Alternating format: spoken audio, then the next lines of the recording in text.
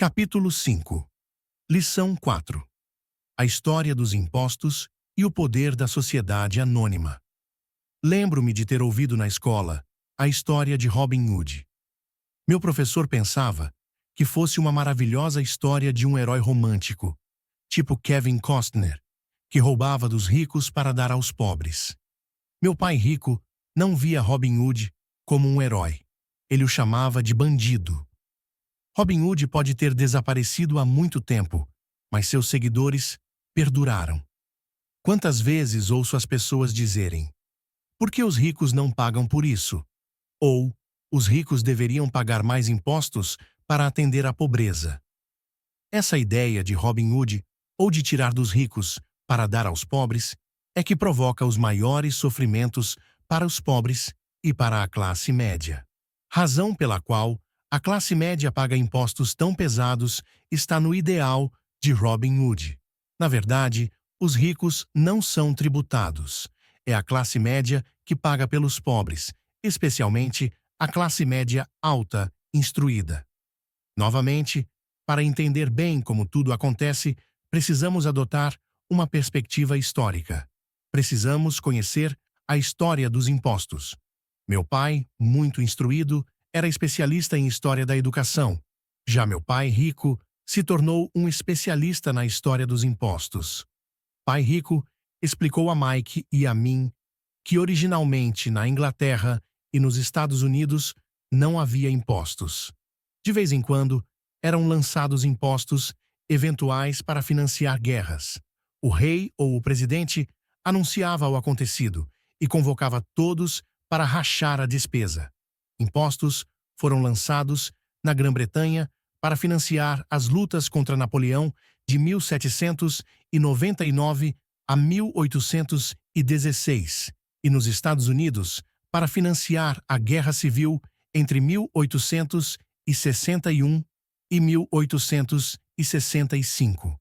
Em 1874, a Inglaterra instituiu um imposto de renda permanente para seus cidadãos. Em 1913, o imposto de renda se tornou permanente nos Estados Unidos com a adoção da 16ª emenda à Constituição. Durante certo tempo, os americanos eram contrários aos impostos. Foi o excessivo imposto sobre o chá que levou ao famoso Tea Party no porto de Boston, um incidente que ajudou a desencadear a Guerra Revolucionária. Foram necessários cerca de 50 anos, tanto na Inglaterra quanto nos Estados Unidos, para se consolidar a ideia de um imposto de renda rotineiro. O que esses dados históricos não revelam é que, em ambos os casos, os impostos foram inicialmente lançados sobre os ricos. Era isso o que Pai Rico queria que Mike e eu entendêssemos. Ele explicou que a ideia de impostos se tornou popular e foi aceita pela maioria, divulgando-se aos pobres e à classe média que os impostos estavam sendo criados para punir os ricos. Foi assim que as massas votaram a favor da lei, e ela se tornou constitucionalmente legal. Embora fosse imaginada para punir os ricos, na realidade, acabou punindo aquelas pessoas que votaram a seu favor, isto é, os pobres e a classe média.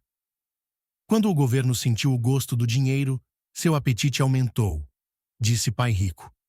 Seu pai e eu somos exatamente os opostos. Ele é um burocrata do governo. Eu sou um capitalista.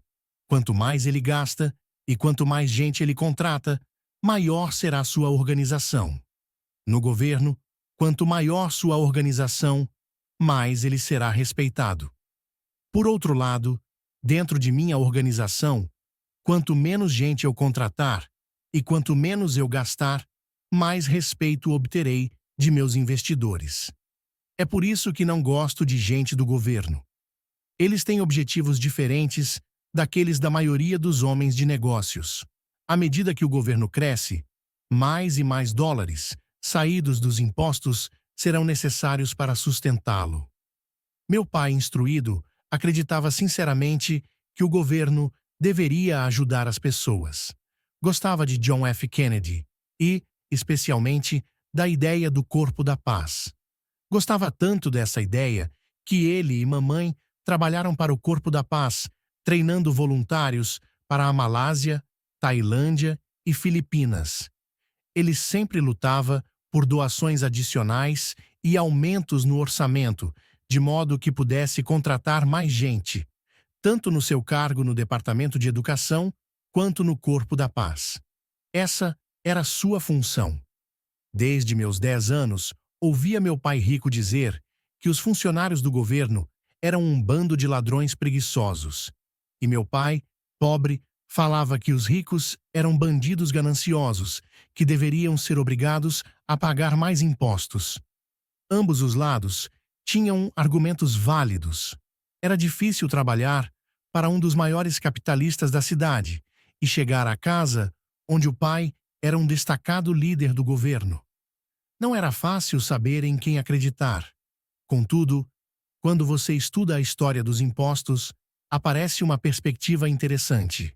Como já disse, a aprovação dos impostos só foi possível porque as massas acreditavam na teoria Robin Hood da economia, que era tirar dos ricos para distribuir aos demais.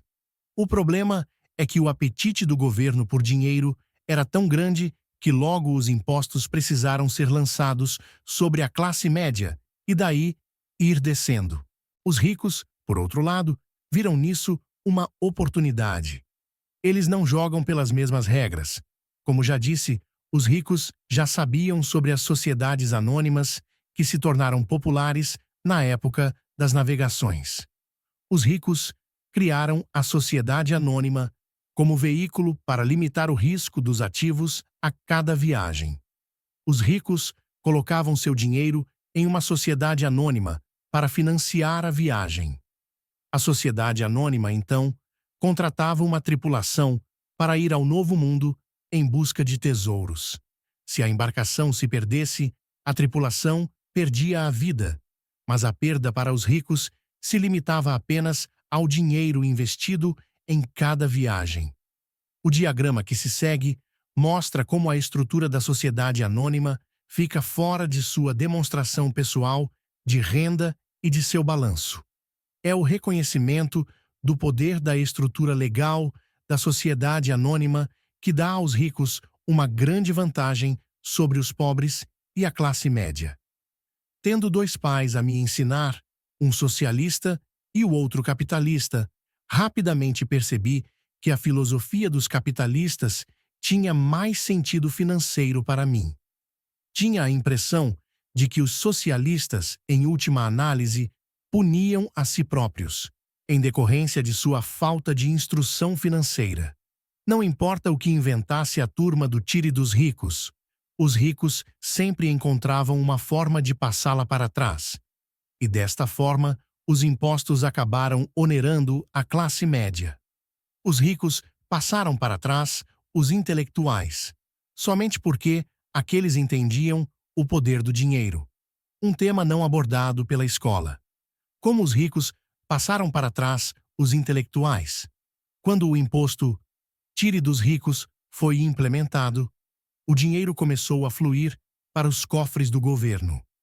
Inicialmente, as pessoas ficaram felizes. O dinheiro foi repassado para os funcionários do governo e para os ricos. Foi para os funcionários na forma de empregos e aposentadorias. Foi para os ricos quando as empresas receberam contratos do governo. O governo se tornou uma grande fonte de dinheiro. Mas o problema era a administração fiscal desses recursos. Na verdade, não havia recirculação. Em outras palavras, a política do governo, se você fosse um burocrata estatal, era evitar ter excesso de dinheiro. Se não conseguisse gastar a verba recebida, você se arriscava a perdê-la no próximo orçamento. Certamente, não haveria reconhecimento para você se fosse eficiente. Os homens de negócios, por outro lado, são recompensados pelo dinheiro que sobra e são reconhecidos por sua eficiência. À medida que este ciclo de despesas públicas crescentes continuava, a demanda por dinheiro aumentava e a ideia de tire dos ricos se ajustava agora para incluir níveis de renda mais baixos, chegando aos que tinham votado em favor dos impostos, os pobres e a classe média. Os verdadeiros capitalistas aplicavam seus conhecimentos financeiros para simplesmente encontrar uma maneira de escapar. Eles se voltaram para a proteção de uma sociedade anônima. Uma sociedade anônima protege os ricos. Mas o que muita gente desconhece é que uma sociedade anônima não é algo concreto, no sentido literal do termo. Uma sociedade anônima é simplesmente uma pasta de arquivo com alguns documentos legais, que descansa no escritório de um advogado e está registrada em um órgão público. Não é um edifício com o nome de uma empresa. Não é uma fábrica ou um grupo de pessoas. Uma sociedade anônima é simplesmente um documento legal que cria um corpo jurídico sem alma. A fortuna dos ricos estava novamente protegida. Mais uma vez, as sociedades anônimas se tornaram populares, depois que as leis do imposto de renda permanente foram aprovadas, porque a alíquota do imposto de renda sobre as sociedades anônimas era menor do que as vigentes sobre as pessoas físicas. Além disso, como foi mostrado anteriormente, certas despesas poderiam ser descontadas da renda tributável da sociedade anônima. Esta guerra entre os que têm e os que não têm se mantém há centenas de anos. É a turma do tire dos ricos contra os ricos. A batalha é travada sempre que são discutidas leis e continuará sempre. O problema é que as pessoas que perdem não têm informação. Se elas entendessem a maneira como os ricos jogam, também poderiam jogar. Então, estariam a caminho de sua independência financeira. É por isso que me arrepio toda vez que ouço um pai aconselhar seu filho a estudar para poder conseguir um bom emprego seguro. Um empregado com um emprego bom e seguro não tem escapatória. O americano comum de hoje trabalha de 5 a 6 meses para o governo, antes de ter conseguido o suficiente para pagar seus impostos. Em minha opinião, isso é tempo demais.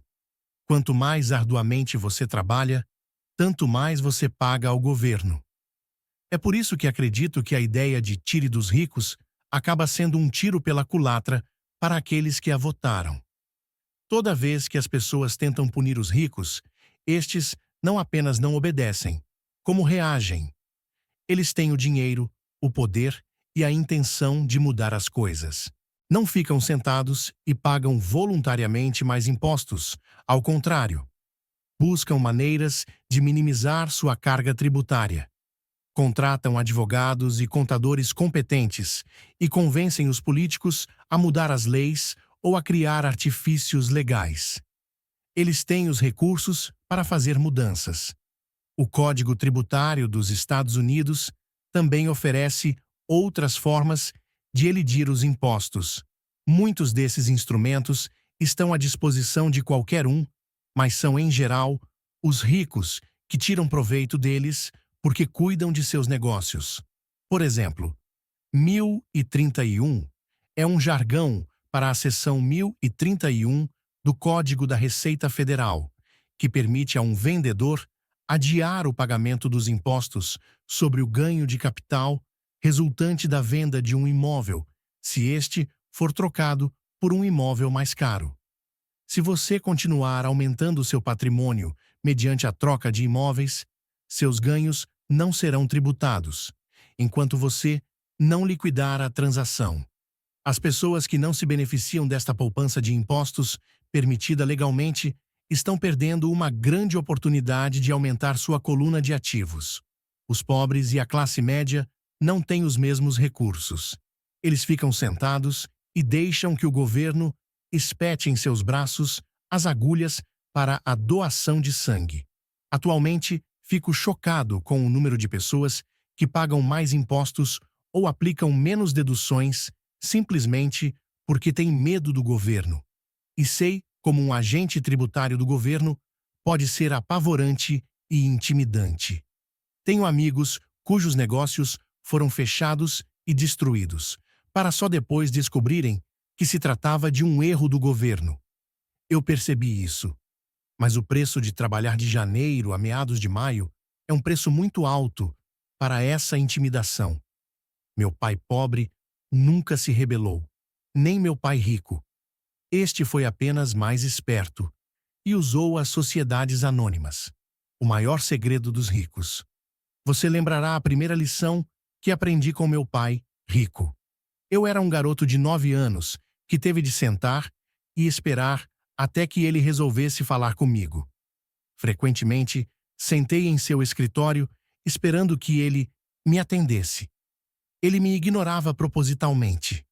Queria que eu reconhecesse seu poder e desejasse ter um dia esse mesmo poder. Durante todos os anos que estudei e trabalhei com ele, sempre me lembrou que conhecimento é poder. E com o dinheiro vem mais poder, o que exige o conhecimento certo para mantê-lo e fazê-lo se multiplicar. Sem esse conhecimento, o mundo arrasta você. Pai Rico sempre recordava, a mim e a Mike, que o maior tirano não era o patrão ou o supervisor, mas o homem dos impostos. Se você deixar, o homem dos impostos sempre tirará mais de você. A primeira lição relativa a fazer o dinheiro trabalhar para mim, em vez de trabalhar pelo dinheiro, tem, na verdade, tudo a ver com poder. Se você trabalha pelo dinheiro, está cedendo o poder a seu empregador. Se seu dinheiro trabalha para você, você mantém e controla o poder. No momento em que adquirimos esse conhecimento do poder do dinheiro trabalhando para nós, Pai Rico quis que nos tornássemos financeiramente espertos e não deixássemos os tiranos nos intimidarem.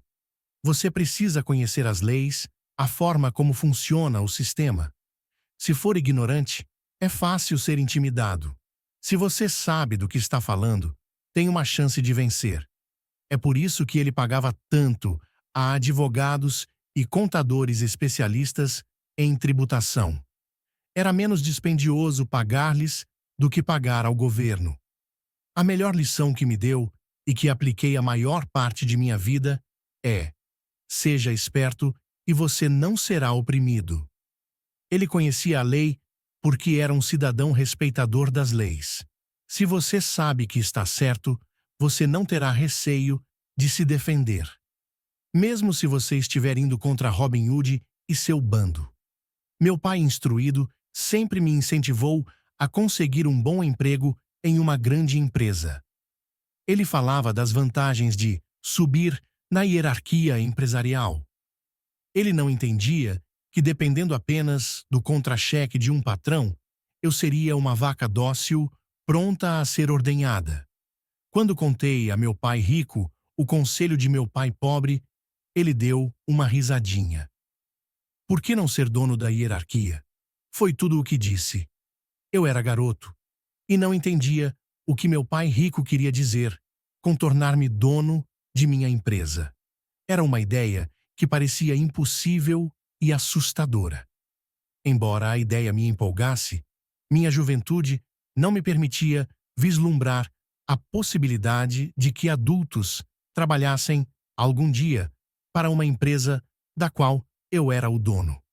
O importante é que, se não fosse por meu pai rico, eu teria provavelmente seguido o conselho de meu pai instruído.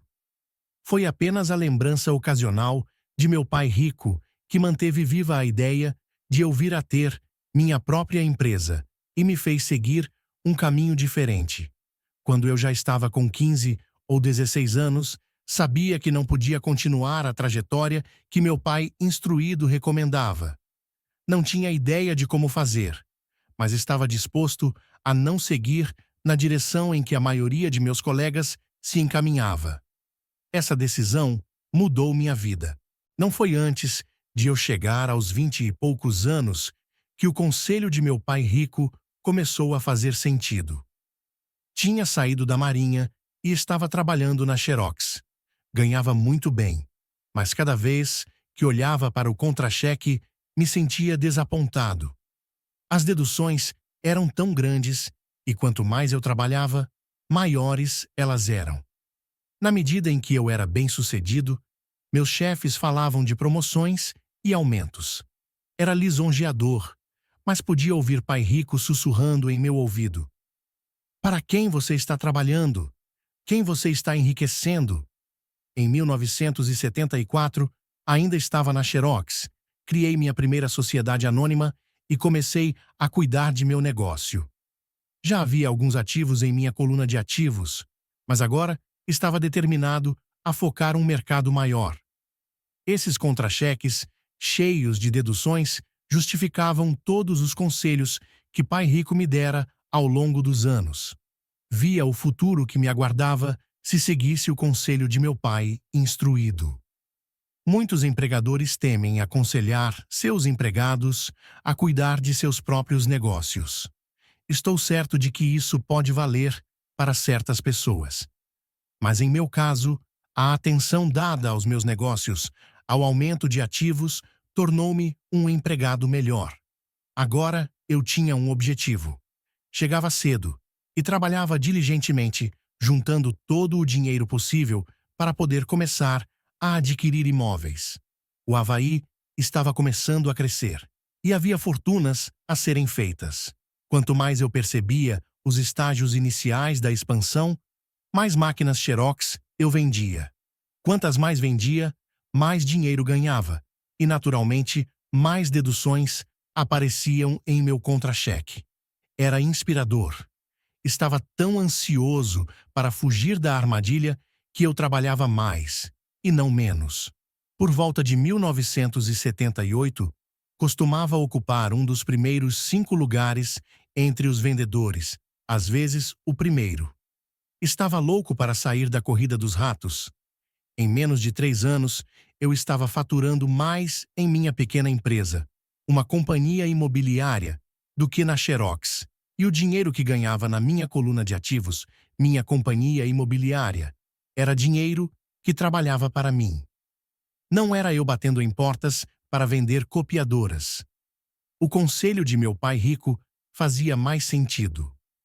Logo, o fluxo de caixa de minhas propriedades permitiu que minha empresa comprasse meu primeiro Porsche. Meus colegas vendedores da Xerox pensavam que eu estava gastando minhas comissões. Não estava.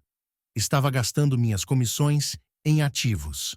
Meu dinheiro estava trabalhando arduamente para ganhar mais dinheiro. Cada dólar de minha coluna de ativos era um grande empregado dando duro para fazer mais empregados e comprando para o chefe um novo Porsche, a ser deduzido da renda tributável. Comecei a trabalhar mais para a Xerox.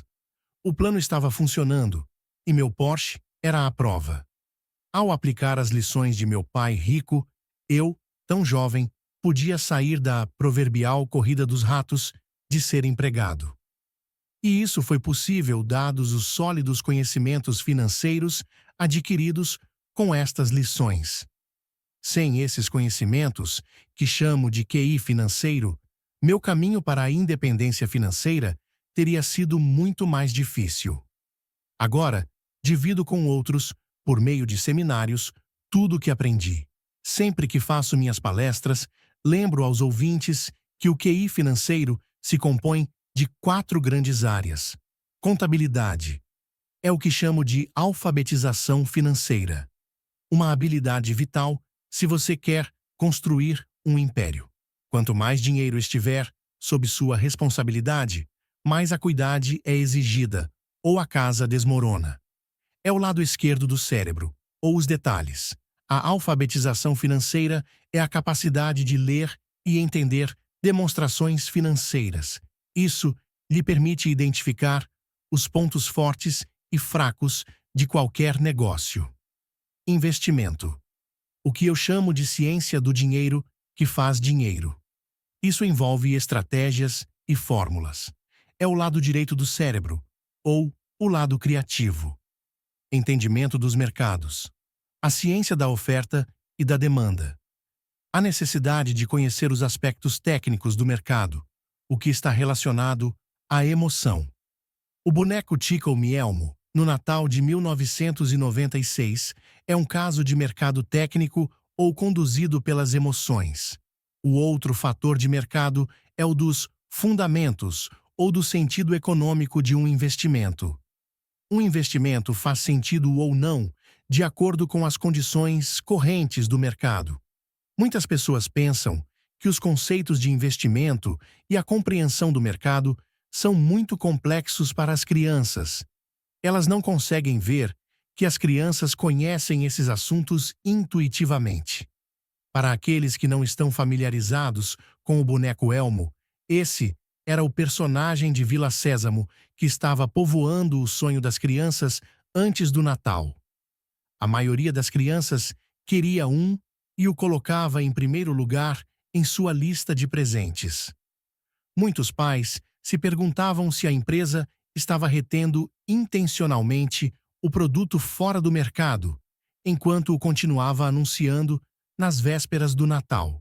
Desencadeou-se um pânico em função da grande demanda e da oferta escassa. Sem encontrar bonecos à venda nas lojas, especuladores viram uma oportunidade de fazer pequenas fortunas à custa de pais desesperados. Os infelizes pais que não acharam o boneco foram forçados a comprar outros brinquedos. A incrível popularidade do boneco Elmo não fazia sentido para mim, mas serve como um excelente exemplo econômico de oferta e demanda. O mesmo pode ser dito dos mercados de ações, títulos, imóveis e cartões de beisebol. Lei. Por exemplo, utilizando uma sociedade anônima com os artifícios técnicos contábeis, o investimento e os mercados podem permitir um crescimento explosivo. Uma pessoa com conhecimento das vantagens tributárias e a proteção oferecida por uma sociedade anônima pode enriquecer muito mais rapidamente do que alguém que é simples empregado ou proprietário único de uma empresa. É como a diferença entre andar e voar. A diferença é muito profunda quando se trata de riqueza a longo prazo. Primeira, vantagens tributárias. Uma sociedade anônima pode fazer muitas coisas que a pessoa física não pode, como pagar despesas antes de pagar impostos. Isto é uma especialização muito empolgante, mas não necessária, a menos que você tenha grandes ativos ou uma empresa. Os empregados ganham e o imposto é descontado na fonte. Assim, eles têm que tentar sobreviver com o que sobra. Uma sociedade anônima fatura, gasta tudo o que pode e paga imposto sobre o que sobra. É uma das principais brechas tributárias de que se valem os ricos. É fácil constituí-las e não são dispendiosas se seus próprios investimentos geram um bom fluxo de caixa. Por exemplo, se você é dono de sua sociedade anônima, suas férias podem ser reuniões do conselho no Havaí. Prestações de carro, seguros, concertos são despesas da sociedade. A mensalidade da academia de ginástica é uma despesa da sociedade. A maioria das refeições em restaurante pode ser considerada como despesa. E assim por diante, mas faça-o legalmente antes de pagar o imposto. Segunda, proteção contra processos judiciais. Vivemos em uma sociedade litigiosa. Todos querem uma parte de seu dinheiro. Os ricos escondem boa parte de sua fortuna por meio de sociedades anônimas e fundos fiduciários para proteger seus ativos dos credores. Quando alguém processa uma pessoa rica, depara-se frequentemente com camadas de proteção legal e descobre finalmente que a pessoa rica não possui, de fato, nada.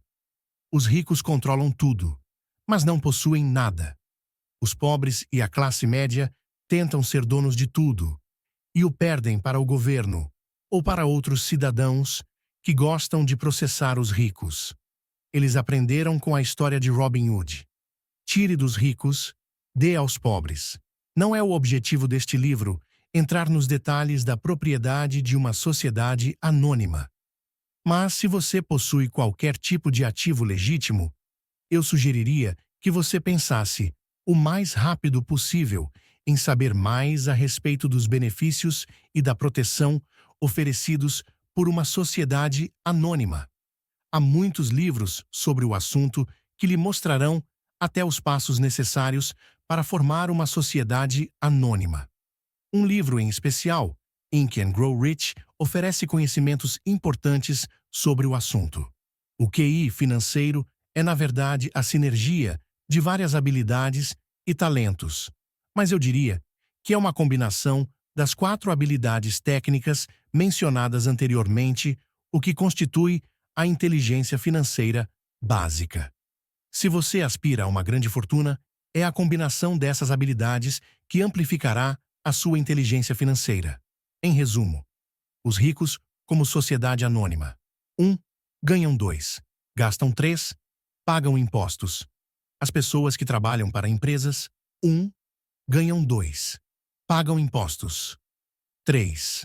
Gastam. Como parte de sua estratégia financeira geral, recomendamos firmemente que você agrupe seus ativos sob o manto de uma sociedade anônima.